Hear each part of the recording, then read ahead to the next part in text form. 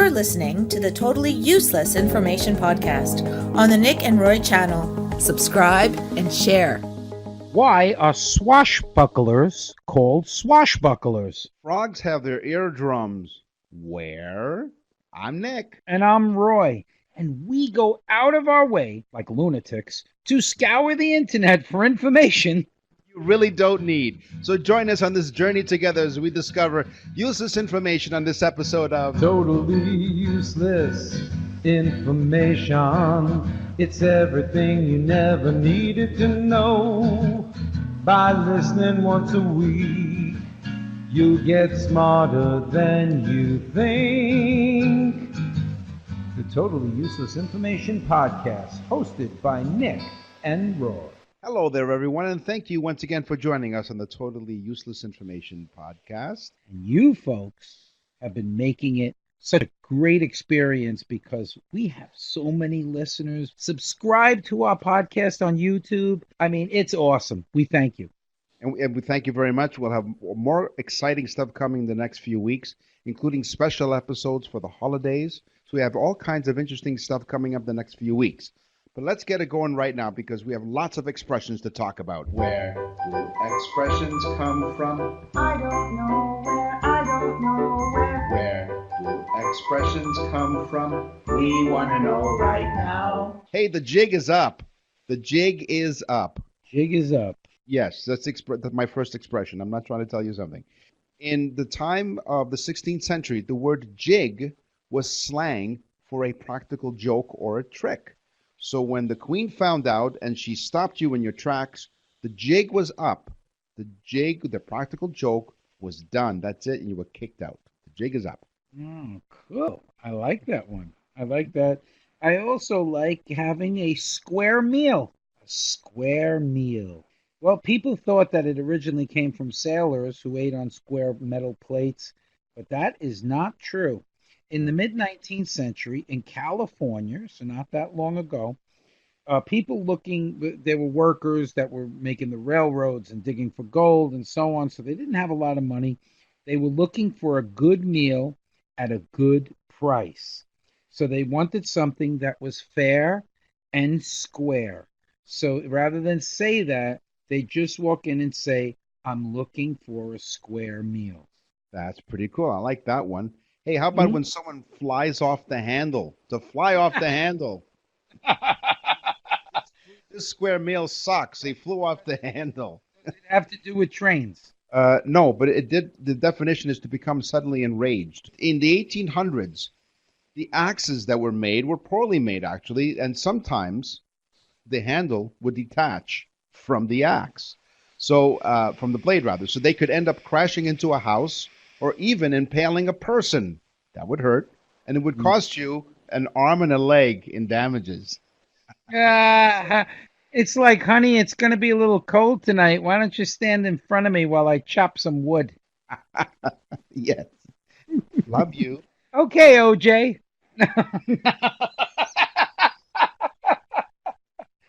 Wow. Yeah, huh? You know what?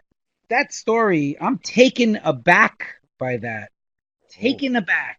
Think about this, okay? Taken aback. Well, if a ship was sailing forward and the wind suddenly changed, and a really odd sudden change, it could actually stop the ship and send the ship backwards. So they would say that the ship was taken aback. It became a saying. I'm taken aback by that. I'm shocked. Don't be shocked, because you know what? I heard that already. I heard that through the grapevine.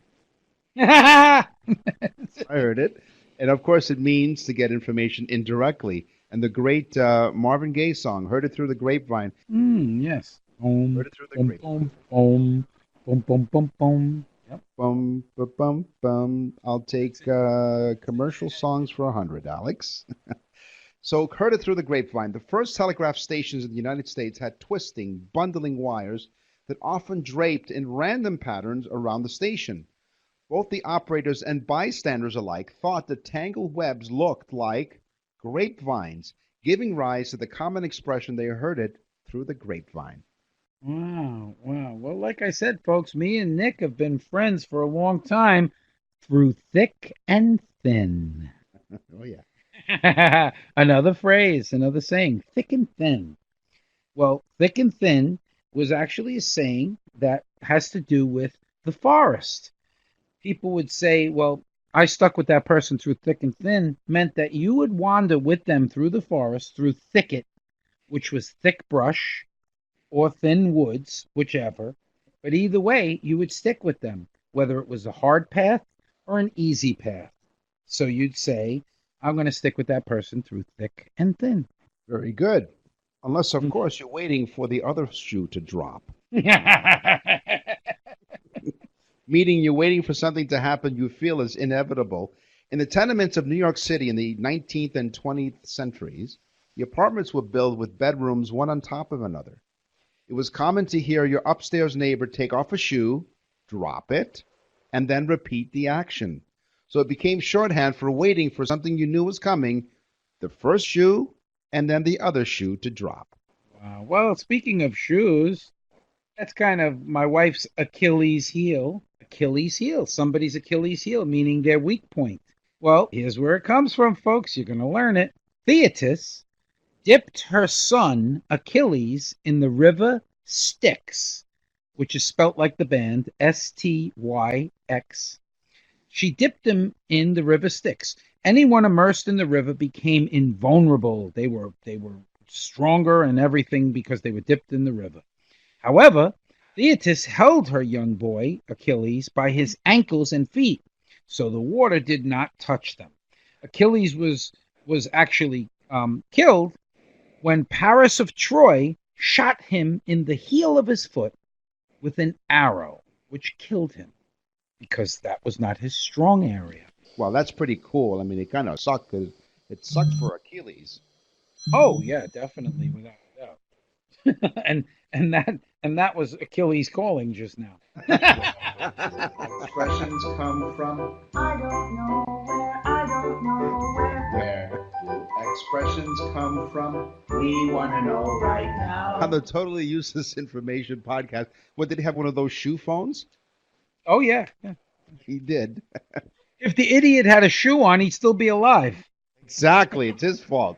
If you'd like to get in touch with us, it's really simple to do. TUI Podcast at Outlook.com. Let's find out some scientific things. Einstein was a moron. Newton was a jerk. E equals nothing in science, science, science. Love what you did there. That was a great... Roy wrote that jingle, and he sang it, and he performed it. He's a triple threat. Yes, I was probably drunk when I did it, which brings me to my first scientific thing here. Blue-eyed people have a better tolerance to alcohol.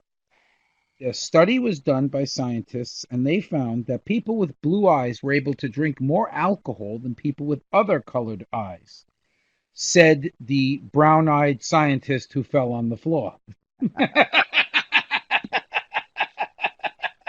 For those of you who don't know, and why would you, what color are your eyes, Roy? They are brown, and I'm drunk. Mine are actually blue, and I had drinks all morning long, and I'm still not drunk. How many hands am I holding up? You know what? That's kind of embarrassing. And you know what? Can you tell when someone's embarrassed? Their faces turn red. Why do faces turn red when we're embarrassed? Blushing, as it's called, is often a result of being embarrassed or stressed, which causes your sympathetic nervous system to widen your face's blood vessels. Your blood flow increases to your face, resulting in the redness related to blushing. So being red in the face also adds to your embarrassment. So that's why we blush. We turn red when we blush and when we get embarrassed. And I will tell you a little secret, too, as well. The fight or flight syndrome, which is what you're talking about, opens up blood vessels and gives us the ability to run away from something like, let's say, a tiger was going to attack. And so, but it also shuts certain things down, like our digestive systems, so that as we're running, we don't lose certain things from our bowel area. Just wanted to make it a little more disgusting than it could possibly be. Sure. So you were talking about me bringing up urine a lot, but what did you do? Yes. Speaking of ridiculous stuff, and scientists in general are nuts, In 2003, Dr. Roger Mugford invented what he called and patented the wagometer. The wagometer claims to tell if a dog, it tells the dog's exact mood by hooking the dog's tail up to the wagometer. And he says that he could tell if a dog is happy or sad or hungry, I guess. Whatever mood the dog is in, the wagometer will tell you by the wagging of the dog's tails.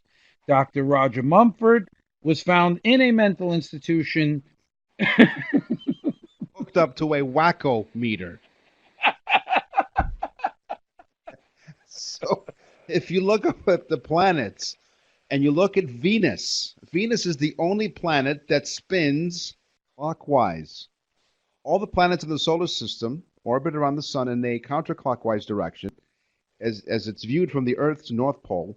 Most planets also rotate on their axis in the counterclockwise direction, but Venus, being the only planet who wants to do its own thing, rotates clockwise once every 243 Earth days, the slowest rotation of any planet. Wow. Cool. See, folks, you're learning. You're learning. I'm trying to learn you something. Nick brought up planets, so we got to stick with it now. All right. Did you know, like you just said, Venus and Mercury and Neptune and so on, the Earth is the only planet not named after a god? Oh, God, no. Yep. My God. Bromine and mercury, they have something in common. Of all of the 118 elements on the periodic table, we all remember the periodic table, don't we? Yes. I periodically remembered it. Bromine and mercury are the only two that are liquid at room temperature. Wait a second. Say it one more time. Bromine and mercury are liquid at room temperature. Right. So they're liquid at room temperature. So if you happen to have those two elements and it's room temperature, you better bring a cup because it's going to spill all over the place. Wow, that's cool. Okay, here's a cool one, guys, and everybody can like understand this. The golf ball, as we know it, was invented by science. Oh. An engineer named William Taylor. Now, anybody that knows golf knows Taylor golf clubs, Taylor balls. I really don't want to speak about Bill's balls, but they do have Taylor balls. But Mr. William Taylor, he noticed that because he was an engineer, that if he dimpled the ball, which originally the golf ball was smooth, if he dimpled the ball, it would travel much farther than a smooth golf ball. So Taylor went to the golf people and said, look, this is a better golf ball. And they enacted that as the golf ball that we all know and love. And he hit a hole in one with that idea. Yeah. You know what? When you're golfing, every once in a while, there's a station where you can wash your balls. That's right. Yes, there are. even you know what? Even if you're not playing golf. Well, that's what I did, and I got thrown out of the club. Red with embarrassment, weren't you? I said thrown out of the club. I got a whole bag of them. Yes. Especially the woods. If you're drinking coffee and you want it to cool it down, you're thinking, well, let me just stir it because by stirring my coffee, it will cool it down. No, it is better for you to blow into your coffee or lift it up with your spoon and blow it on the spoon. That's the most efficient way to cool it down because stirring adds kinetic energy to the drink, thus increasing its temperature. So it's blown, not stirred. Einstein was a moron. Newton was a jerk. E equals nothing. It's science, science, science. On the Totally Useless Information Podcast, we are here for you week after week to provide you all kinds of information, including... Whether you like it or not. That's right. Well, it's totally useless information. You've done something useful. You've downloaded us, and we thank you for that. Don't miss an episode of this show. You'll be sorry, and we'll find you. Oh, we will. We will. But some people found us through our mailbag. What's in the mailbag? What's in the mail?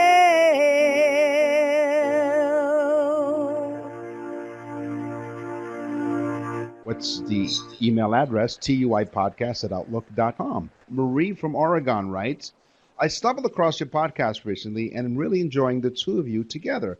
Keep up the good work. She must be a teacher or something. Thank you. Yes. Thank you, Marie. And she wrote it in red ink. Yep, she's a teacher. Here's my question.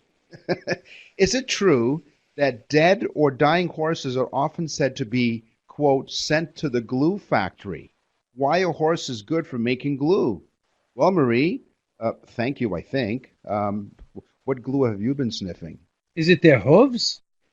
No, Marie and Roy. Horses, among other animals, have a lot of collagen. And collagen is a key protein in connective tissues, cartilage, tendons, and ligaments, as well as hides and bones. It's also the key ingredient in most animal glues and can be made into a gelatin that's sticky but wet when it hardens when it dries. So the word collagen actually derives from the Greek kola, meaning glue, and the suffix gen, meaning producer. So the producer of glue, yes, in fact, are horses and other animals. But thanks, Marie, for your question. Of course, thanks for listening to the Totally Useless Information Podcast. Wow. Well, I got one too. And again, folks, thank you for the emails. Please send us emails. We'll read them on the show. We get lots of them, and some of them are like thanking us for the show and so on. We love that too. In fact, that's a hell of a lot easier than Crazy Tom in Alabama.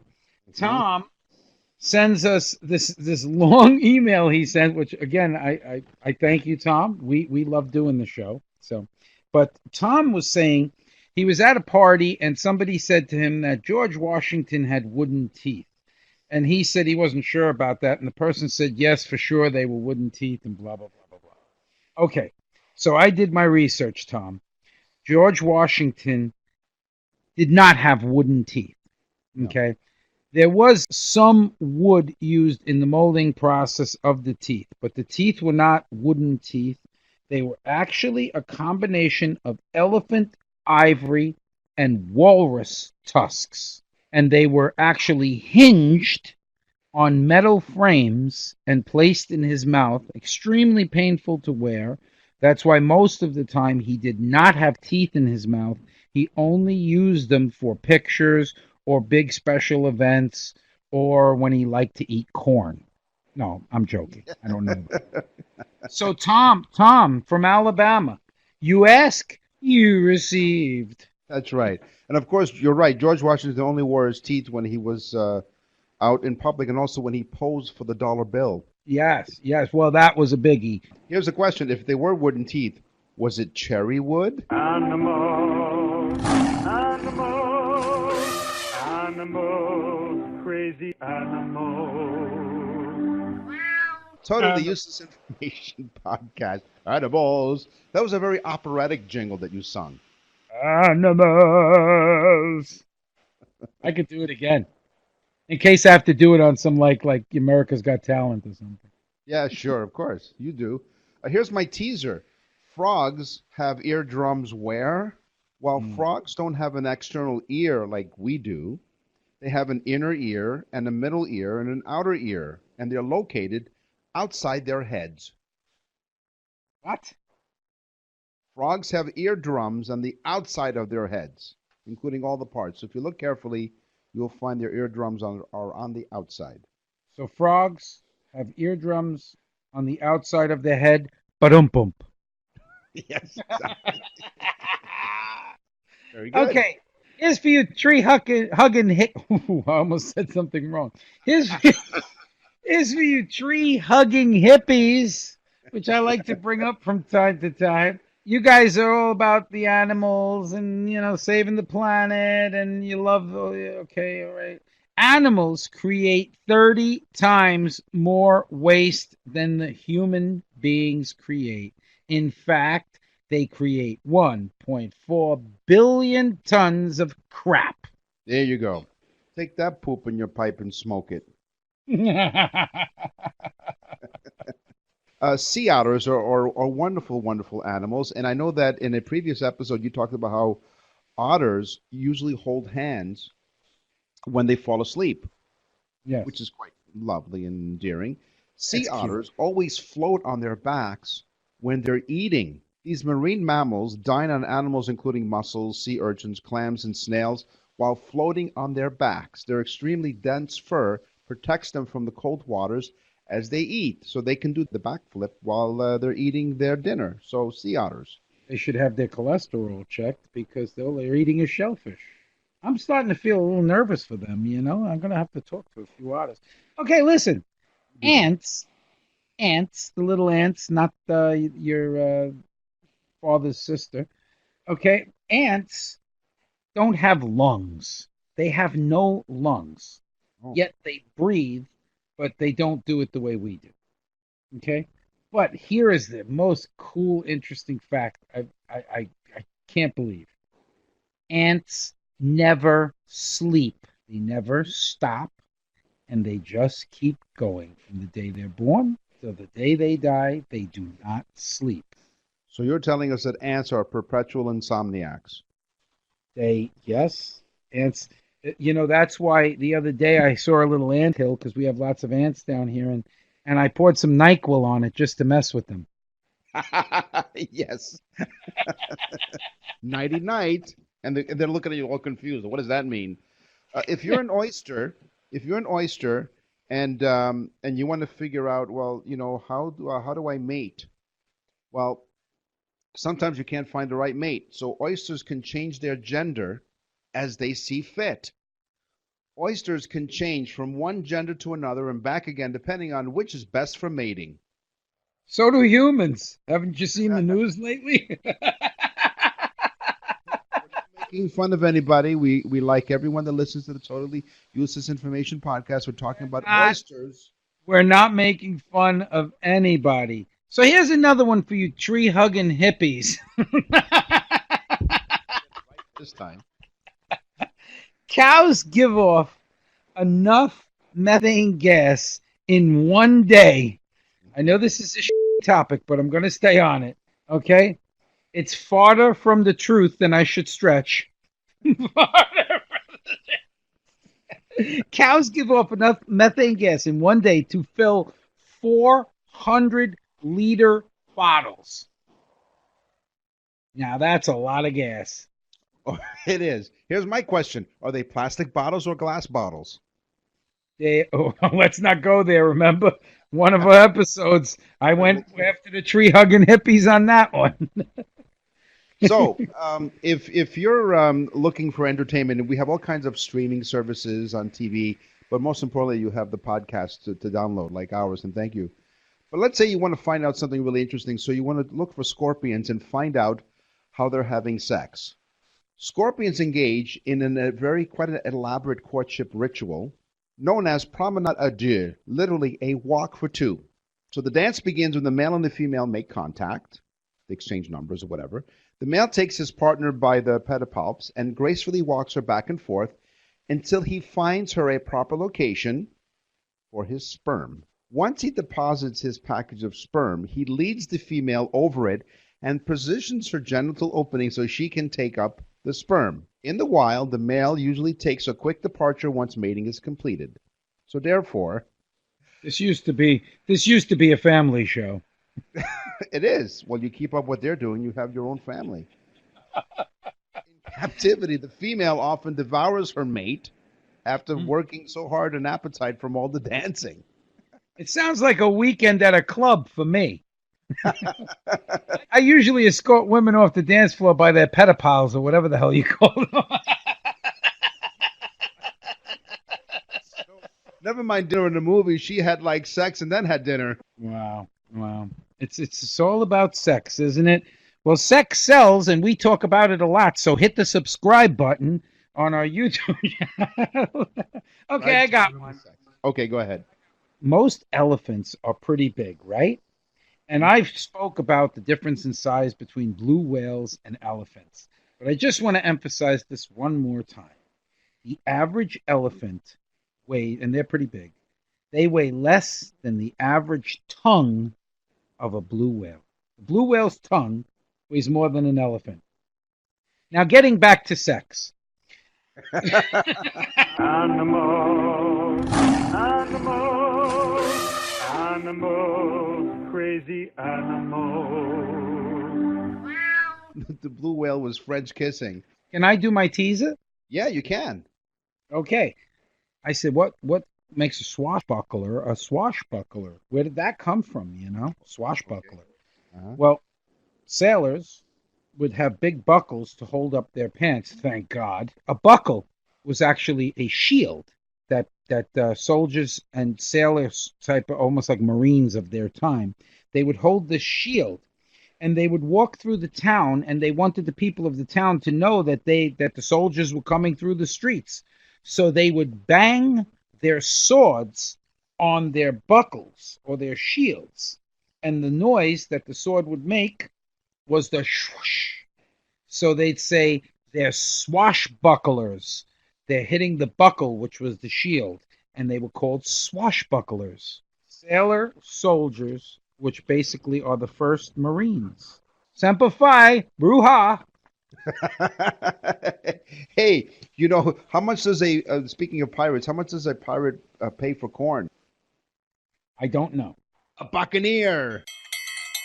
Hey, everybody, come and get it. Your weekly sweet and savory facts with your 5-star Michelin chefs of totally useless information, Nick and Roy. Come and get it! Another stupid joke like that, and I'm going to force you to live with that woman. Here's another pirate joke. Hold on. So, Yes. What does a pirate say at his 80th birthday party? What does he say? I'm 80. All right, Totally Useless Information Podcast. I'm Nick. He's Roy. I'm in Toronto, Canada. He's in Florida, 1,500 miles apart, and we provide totally useless information. We're talking about food. We're talking about Twinkies. We talked about Twinkies before, and there are alleged expiry dates. But the first Twinkies were filled with banana cream. Really? They were filled with banana cream at first until World War II. It was changed to vanilla because bananas were then rationed because of the war. That's how you have vanilla filling in Twinkies. It's funny because when they changed it, people went bananas for them. They did. And they were depressed, and they ate more bananas, which is another episode we talked about how bananas help depression. I got a pretty interesting one here. Did you know that carrots were originally purple? In fact, they weren't orange for a very long time, for many years, before the variety of orange ones were grown. And they probably were grown, they're not sure, but they probably were grown because the orange ones grew quicker, because sometimes when you deviate from colors, they grow faster. And then that took over, and orange carrots became the thing to grow. But for many, many years, they were purple. Carrots were purple. Well, speaking of things that weren't what you thought they were, got that? The croissant is not French. Oui? No. The first verified historical evidence of the croissant has been attributed to Auguste Zang in an upscale pastry shop in the early 19th century. The bakery shop specialized in treats from his native Vienna. Most notably, the Kipferl. His Kipferl was made with flakier dough than traditional sweets, and people began to refer to it as a croissant because of its crescent shape. So it comes from Vienna, not France, a croissant. So you kids that are listening, don't trust the French. That's right. Although I love French fries, so thank you to the French people. Never, ever, folks, now take this seriously and heed my warning. Never feed an avocado to a bird. An avocado is poisonous to most birds. So, if you feed it to them, they will die. If you have an annoying woodpecker or a bird that's chirping and singing outside your window that you don't like that much, you can then feed them an avocado and relieve yourself of that problem. Okay. I think that's useful information, Nick. It certainly is. I didn't even realize that we have millennial birds. Broccoli is high in protein, more than steak. What? Calorie for calorie, there's more protein in broccoli than steak. And since it doesn't come with all those saturated trans fats or cholesterol, but hey, we all love that stuff, you can get all the protein you need with a significantly lower risk of cardiovascular disease by eating more broccoli because of the higher protein content. Yeah, I went into Burger King and I said, I'll have a broccoli Whopper, please. Yeah, I don't think so. But I did have the French fries. So thanks again to the French. Never trust the French, but we love your French fries. In Scandinavia, they eat a mushroom called the brain mushroom. Why? They're Scandinavian. It's a delicacy. It's a delicacy. Because if you eat the wrong one, if you pick or eat the wrong one, it's fatal. You will die. So you really should definitely know what mushroom you're picking if you're in Scandinavia. Don't just flip a coin and say, oh, that's a brain mushroom. I'll eat that. If you like oranges, and I know there are lots of oranges down in Florida, orange peels have 4 times the amount of fiber than the actual fruit.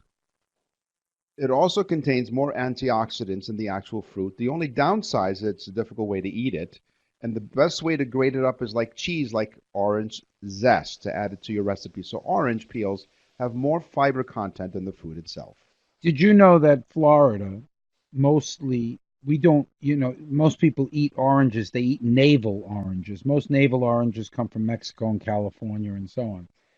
Florida is the number 1 producer of oranges in the world, but they are 99% used for juice. We produce Honeybell juicing oranges, and that's what we're known for, and that's what we do well.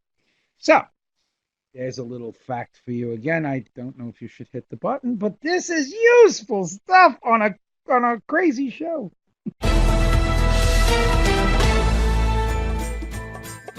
The kitchen is now closed. Join us next time on the Totally Useless Information Podcast for more sweet and savory morsels of useless food information. See you real soon!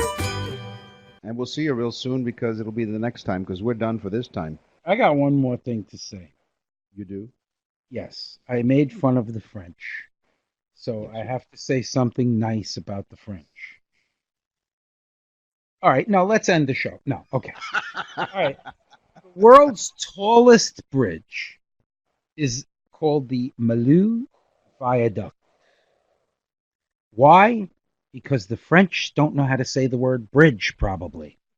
But it's called the Malou Viaduct in France, and it stands 1,000 feet tall, and it's suspended by beams and cable, and probably French bread and crossed fingers, but who the hell knows? So here's our hats off, or berets off, to you French for the world's tallest bridge, which it should be the longest, but hell, you guys are going in the wrong direction anyway. So, having said that, what did you call it? What did they call it? What's the French name for it? What did you call it?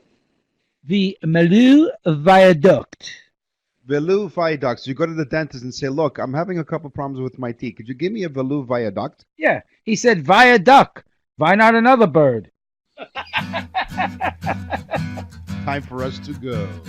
It's time for us to end this edition of the Totally Useless Information Podcast. And we will have more, whether you like it or not, the next time we talk. So in the meantime, hit the subscribe button. Tell a friend, because this show is on fire. Tell a friend about the trend. I'm Nick. And I'm Roy. Thanks for listening.